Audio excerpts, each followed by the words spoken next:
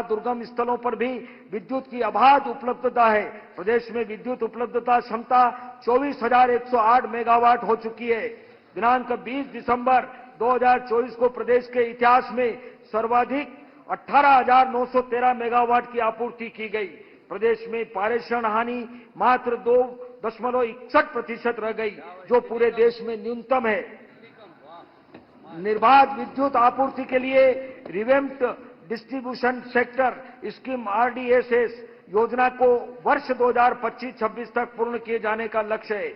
इस योजना के अंतर्गत प्रीपेड स्मार्ट मॉनिटरिंग, वितरण हानि में कमी तथा विद्युत उपकेंद्रों के सुदृढ़ीकरण जैसे कार्य किए जा रहे हैं। विद्युत व्यवस्था अधोसंरचना के सुदृढ़ीकरण हेतु वर्ष 2024-25 में 6 नए अति उच्च दाब उपकेंद्र, 33/11 किलोवाट के 126 उपकेंद्र, 862 सर्किट किलोमीटर की अति उच्च दाब लाइन, 6,120 किलोमीटर HT लाइन एवं 7,710 किलोमीटर वितरण लाइन के केबलीकरण के कार्य पूर्ण किए गए हैं।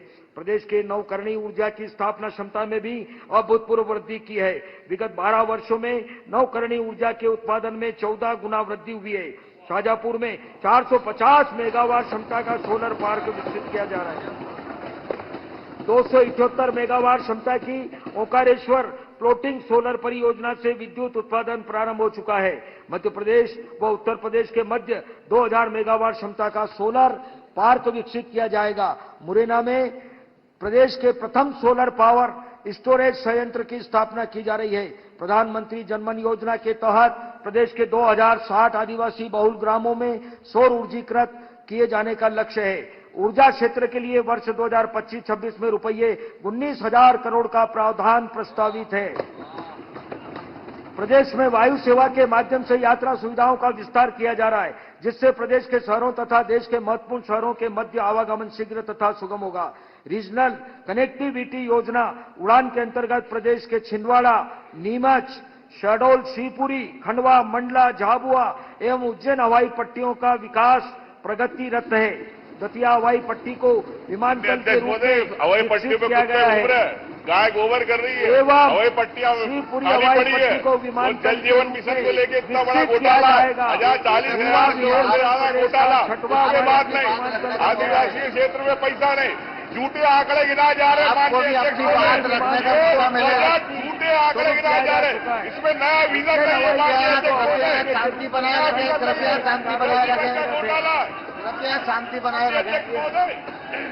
ये घोटाले PMC पर्यटन वायु सेवा एवं PMC धार्मिक पर्यटन हेली सेवा के माध्यम से प्रदेश के मुख्य शहरों एवं धार्मिक स्थलों के मध्य हवाई संपर्क स्थापित किया गया है। नगरीय विकास प्रदेश की विशिष्ट पहचान नगरों में उपलब्ध अधोसंरचनाओं एवं सुविधाओं के आधार पर होती है। विगत वर्षों में प्रदेश के शहरों ने स्वच्छता, प्रदूषण नियंत्रण, सड़क निर्माण, आधुनिक तकनीक के उपयोग एवं जन सुविधाओं के क्षेत्र में उल्लेखनीय कार्य किया है। नगरीय क्षेत्रों में वृक्षारोपण, उद्यान, नगर वन एवं अन्य हरित संरचनाओं के माध्यम से पर्यावरण संरक्षण किया जा रहा है। नगरीय निकाय अपने बेहतर प्रशासन एवं कार्य प्रणाली से नगरों की विशिष्टता, ऐतिहासिकता एवं सांस्कृतिक महत्व को दृष्टिगत रखते हुए विकास कार्य कर रहे हैं। तेजी से बढ़ते शहरीकरण के दृष्टिगत बड़े शहरों का समेकित विकास मेट्रोपॉलिटन एरिया की तर्ज पर किया जाना लक्षित है। प्रदेश की खनन राजधानी कहे जाने वाले सिंगरौली को खनन के साथ विकास के मद्देनजर एक नए नगर के रूप में विकसित किया जा रहा है, जिससे लगभग 50,000 नागरिकों को एक नवीन सुव्यवस्थित नगर की सुविधाएं मिल सकेगी। मुझे यह अवगत कराते हुए गर्व है कि हमारे प्रदेश को देश में PM स्वनिधि योजना में प्रथम स्थान तथा प्रधानमंत्री आवास योजना शहरी के क्रियान्वयन में दूसरा स्थान प्राप्त हुआ है। स्वच्छता सर्वेक्षण 2023 में प्रदेश को जहां दूसरे स्वच्छतम राज्य का सम्मान प्राप्त हुआ है, वहीं इंदौर को 7वीं बार स्वच्छतम शहर का सम्मान प्राप्त हुआ है। भोपाल को देश की स्वच्छतम राजधानी होने का सम्मान प्राप्त हुआ है। प्रधानमंत्री आवास योजना शहरी के अंतर्गत 8,30,000 आवास निर्मित हो चुके हैं। अगले 5 वर्षों में 10 लाख नए आवासों के निर्माण का लक्ष्य है। अमृत 2.0 योजना के अंतर्गत 1 लाख से अधिक आबादी वाले 33 शहरों में जल आपूर्ति सीवर लाइन बिछाने का कार्य किया जा रहा है। नगरों के विकास के लिए त्वरित व सुलभ शहरी परिवहन आवश्यक है। प्रदेश के इंदौर एवं भोपाल में मेट्रो रेल का संचालन शीघ्र प्रारंभ होने के साथ साथ अन्य प्रमुख शहरों में केबल कार का भी संचालन किया जाएगा। सुगम शहरी परिवहन के लिए आधुनिक और आरामदायक बसों का संचालन किया जा रहा है। साथ ही पीएम ई बस योजना अंतर्गत प्रमुख शहरों में पर्यावरण अनुकूल ई बसों का संचालन किया जाएगा। इस बजट में नगरीय क्षेत्रों में आवास हेतु लगभग रुपये 1,700 करोड़, नगरों की सड़क मरम्मत के लिए रुपये 408 करोड़ तथा मुख्यमंत्री शहरी अधोसंरचना विकास के लिए 295 करोड़ के प्रावधान प्रस्तावित है। नगरीय निकायों को मूलभूत सेवाओं हेतु एक मुश्त अनुदान अंतर्गत 2025-26 में रुपये 1,617 करोड़ का प्रावधान प्रस्तावित है, जो वर्ष 24-25 से रुपये 506 करोड़ अधिक है। सिंहस्थ महापर्व न केवल मध्य प्रदेश के लिए अपितु संपूर्ण विश्व के लिए प्रतिष्ठापूर्ण आयोजन है। सिंहस्थ 2028 महापर्व के अवसर पर देश विदेश से करोड़ों की संख्या में धर्म प्रेमी जनता का श्रद्धा यात्रा पर पधारना संभावित है। आयोजन की विशालता व महत्ता के दृष्टिगत संपूर्ण सिंहस्थ क्षेत्र में अधोसंरचना विकास के साथ साथ श्रद्धालुओं के लिए सिंहस्थ को एक अविस्मरणीय अनुभव दिए जाने हेतु श्रेष्ठ जन सुविधाओं की व्यापक व्यवस्था आवश्यक है। मैं अवगत कराना चाहूंगा कि प्रदेश के कर्मनिष्ठ मुख्यमंत्री डॉक्टर मोहन यादव जी के सक्षम व कुशल नेतृत्व में प्रदेश सरकार द्वारा सिंहस्थ क्षेत्र में सुनियोजित विकास कार्य प्रारंभ कर दिए गए हैं। आयोजन वर्ष 2008 के पूर्व सभी कार्य पूर्ण करने के लिए आवश्यक वित्तीय संसाधनों की उपलब्धता सुनिश्चित की जा रही है। वित्तीय वर्ष 2025-26 के लिए इस मद में लगभग रुपये 2,000 करोड़ का प्रावधान प्रस्तावित है। नगरीय विकास के लिए वर्ष 2025-26 हेतु रुपये 18,715 करोड़ का प्रावधान प्रस्तावित है, जो कि वर्ष 24-25 से लगभग रुपये 2,000 करोड़ अधिक है। ग्रामीण विकास, हमारी सरकार प्रदेश के ग्रामीण क्षेत्रों में मूलभूत सुविधाओं का विस्तार तथा श्रेष्ठ स्तर शिक्षा व स्वास्थ्य सुविधाएं, ग्रामीण सड़कों का विस्तार, हर घर जल का लक्ष्य, रोजगार के अवसर को आवास जैसी सुविधाएं उपलब्ध कराने के लिए दृढ़ संकल्पित है। मुझे यह अवगत कराते हुए प्रसन्नता है कि ग्रामीण क्षेत्रों में कार्यरत स्व सहायता समूह को ऑनलाइन पोर्टल के माध्यम से बैंक ऋण स्वीकृत कराने में हमारा प्रदेश वर्ष 2020-21 से लगातार देश में प्रथम स्थान पर है। नमो ड्रोन दीदी योजना अंतर्गत प्रशिक्षित महिलाएं ड्रोन पायलट के रूप में अन्य महिलाओं को भी प्रोत्साहित कर रही है। जल गंगा संवर्धन अभियान अंतर्गत जल संरचनाओं, घाटों एवं धार्मिक स्थलों की साफ सफाई एवं जीर्णोद्धार का कार्य किया गया है। इस अभियान में जनता की उत्साहपूर्ण व सकारात्मक भागीदारी से बेहतर परिणाम प्राप्त हुए हैं। 100 समृद्ध व्यक्ति एवं परिवार के साथ ही समृद्ध ग्राम की संकल्पना के तहत मुख्यमंत्री वृंदावन ग्राम योजना प्रारंभ की जा रही है। पशुधन से समृद्धि के तत्व को समाहित करते हुए इसके अंतर्गत स्थानीय स्तर पर पशुपालन, मछली पालन तथा खाद्य प्रसंस्करण को बढ़ावा दिया जाएगा। इस हेतु बजट में रुपये 100 करोड़ का प्रावधान प्रस्तावित है। पंचायतों को सर्वांगीण विकास में सहायता देने के उद्देश्य से मूलभूत सेवाओं हेतु अनुदान में रुपये 2,507 करोड़ की वृद्धि करते हुए इस वर्ष रुपये 6,007 करोड़ का प्रावधान प्रस्तावित है।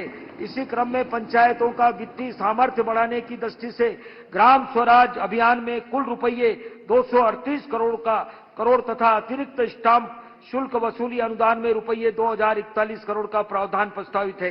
ग्रामीण विकास से संबंधित महत्वपूर्ण योजनाओं तथा प्रधानमंत्री आवास योजना के लिए रुपये 4,400 करोड़, महात्मा गांधी राष्ट्रीय ग्रामीण रोजगार गारंटी योजना के लिए रुपये 4,050 करोड़, प्रधानमंत्री जनमन योजना आवास के लिए रुपये 1,100 करोड़, प्रधानमंत्री जनमन योजना सड़क के लिए 1,056 करोड़, प्रधानमंत्री पोषण शक्ति निर्माण के लिए रुपये 960 करोड़, राष्ट्रीय ग्रामीण आजीविका मिशन के लिए रुपये 800 करोड़, स्वच्छ भारत मिशन के लिए रुपये 594 करोड़ तथा प्रधानमंत्री कृषि सिंचाई योजना के लिए रुपये 274 करोड़ के प्रावधान प्रस्तावित है।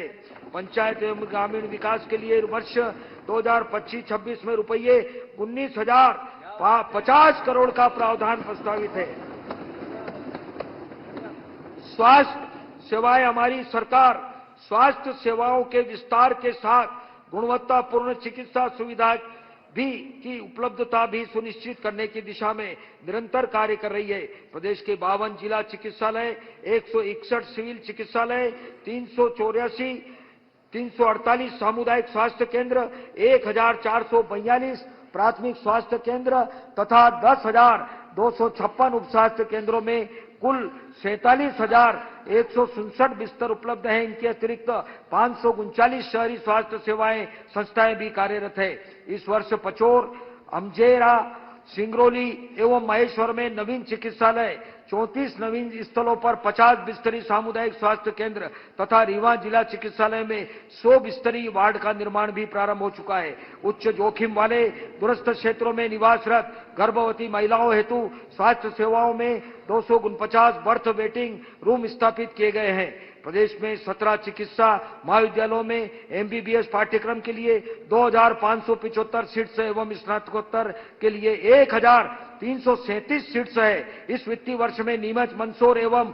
सिवनी में नवीन शासकीय चिकित्सालय महाविद्यालयों में प्रवेश प्रक्रिया प्रारंभ कर शासकीय एवं निजी चिकित्सा महाविद्यालयों में एमबीबीएस की 400 तथा स्नातकोत्तर की 252 सीट्स बढ़ाई गई है। प्रदेश में जन निजी भागीदारी के आधार पर नवीन चिकित्सा महाविद्यालय प्रारंभ किए जाने की कार्रवाई प्रक्रियाधीन है। प्रदेश में लगभग 1,000 संजीवनी एम्बुलेंस तथा 1,059 जननी एम्बुलेंस संचालित है। इन एम्बुलेंस के माध्यम से लगभग 22 लाख नागरिकों को सेवाएं उपलब्ध कराई गई है। सिकल सेल एनीमिया उन्मूलनकारी योजना अंतर्गत आवश्यक उपचार तथा जन जागरूकता के कार्य किए जा रहे हैं। मुझे यह अवगत कराते हुए हर्ष है कि नवीन योजना सीएम केयर योजना के अंतर्गत गंभीर बीमारियों से पीड़ित नागरिकों को निकटतम चिकित्सा संस्थानों में कैथ लैब तथा कैंसर उपचार सुविधाएं उपलब्ध कराई जाएगी। प्रदेश में अंगदान को प्रोत्साहित करने के लिए और अधिक अनुकूलता वातावरण बनाने के लिए प्रयास किए जाएंगे। प्रधानमंत्री जन आरोग्य योजना आयुष्मान में 4 करोड़ 26 लाख से अधिक कार्ड जारी किए गए। इस योजना अंतर्गत 497 शासकीय चिकित्सालय एवं 587 निजी चिकित्सालय संबद्ध है। आयुष्मान योजना के लिए वर्ष 2025-26 हेतु रुपये 2,039 करोड़ का प्रावधान प्रस्तावित है।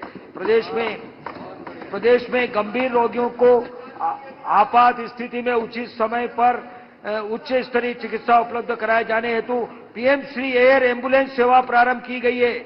इस सुविधा का लाभ प्रदेश के हर क्षेत्र को मिले, इस हेतु प्रत्येक विधानसभा क्षेत्र में प्रस्तावित खेल स्टेडियम का उपयोग हेलीपैड के लिए भी किया जाएगा। स्वास्थ्य जीवन चर्चा में पारंपरिक चिकित्सा पद्धतियों की महती भूमिका है। प्रदेश में 11 नवीन आयुर्वेदिक महाविद्यालय सह चिकित्सालयों की स्थापना की जानी है। प्रदेश में पन्ना, गुना, भिंड, श्योपुर तथा सुजालपुर में 50 बिस्तरी आयुर्वेदिक अस्पताल, बड़वानी में 30 बिस्तरी अस्पताल, बालाघाट, शहडोल, सागर, नर्मदापुरम एवं मुरैना में आयुष महाविद्यालयों तथा 4 आयुष कार्यालयों के भवन निर्माण कार्य प्रगतिरत है। प्रदेश में संचालित आयुष संस्थाओं एवं शिविरों के माध्यम से एक वर्ष में लगभग 1 करोड़ 40 लाख नागरिकों को उपचार दिया गया है। प्रदेश के स्वास्थ्य क्षेत्र में कुल बजट प्रावधान रुपये 23,535 करोड़ प्रस्तावित है, जो गत वर्ष की तुलना में रुपये 2,992 करोड़ अधिक है। पर्यटन एवं संस्कृति, देश का हृदय प्रदेश मध्य प्रदेश पर्यटन के क्षेत्र में अपनी विशेष पहचान बना चुका है। राज्य में पर्यटन के विकास की दिशा में किए गए प्रयासों से न केवल आर्थिक विकास को बढ़ावा मिला है, बल्कि रोजगार के अवसर भी सृजित हुए हैं। प्रदेश में पर्यटन को बढ़ावा देने के लिए धार्मिक और सांस्कृतिक महत्व को 14 स्मारकों का निर्माण लगभग रुपये 507 करोड़ की लागत से किया जा रहा है।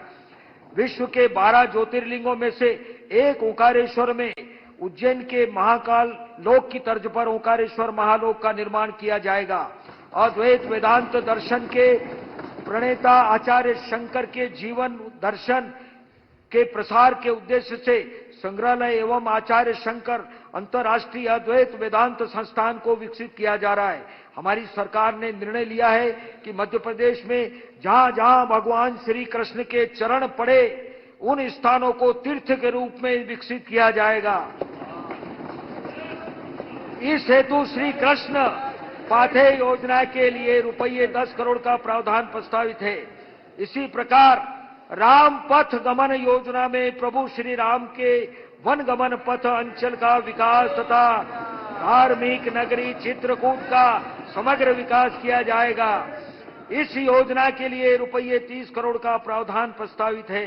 वर्तमान समय में धार्मिक ग्रंथों, साहित्य, वैज्ञानिक अनुसंधानों के सुलभ अध्ययन को प्रोत्साहित करने और जन साधारण में अध्ययन में घटती रुचि के परिष्कार के उद्देश्य से प्रदेश के सभी नगरीय निकायों में सर्व सुविधा युक्त वैचारिक अध्ययन केंद्र के रूप में गीता भवन बनाए जाएंगे। इनमें पुस्तकालय, ई लाइब्रेरी, सभागार तथा साहित्य सामग्री बिक्री केंद्र भी होंगे। इस योजना के लिए रुपये 100 करोड़ का प्रावधान प्रस्तावित है। प्रदेश अपने वरिष्ठ नागरिकों को तीर्थ यात्रा का पुण्य लाभ प्रदान करने में सहभागी है। इस हेतु रुपये 50 करोड़ का प्रावधान प्रस्तावित है। इस योजना में प्रारंभ से अब तक 8 लाख से अधिक वरिष्ठ नागरिक लाभान्वित हो चुके हैं। इस योजना के तहत दिव्यांग नागरिकों को भी निःशुल्क यात्रा की सुविधा दी जा रही है। पर्यटन, संस्कृति एवं धर्मस्व के क्षेत्र में रुपये 1610 करोड़ का प्रावधान प्रस्तावित है, जो कि गत वर्ष से रुपये 133 करोड़ अधिक है। सुशासन प्रदेश के गतिशील आर्थिक विकास तथा समृद्धि के लिए सुस्थिर कानून व्यवस्था महत्वपूर्ण कारक है। इस लक्ष्य के साथ हमारा पुलिस बल पूरे समर्पण व प्रतिबद्धता के साथ अपने कर्तव्यों का निर्वहन कर रहा है। पुलिस बल में उत्साह, ऊर्जा एवं मनोबल बनाए रखने के लिए हमारी सरकार कार्मिकों के साथ उनके परिवारजनों को बेहतर सुविधाएं उपलब्ध कराने हेतु कार्य कर रही है।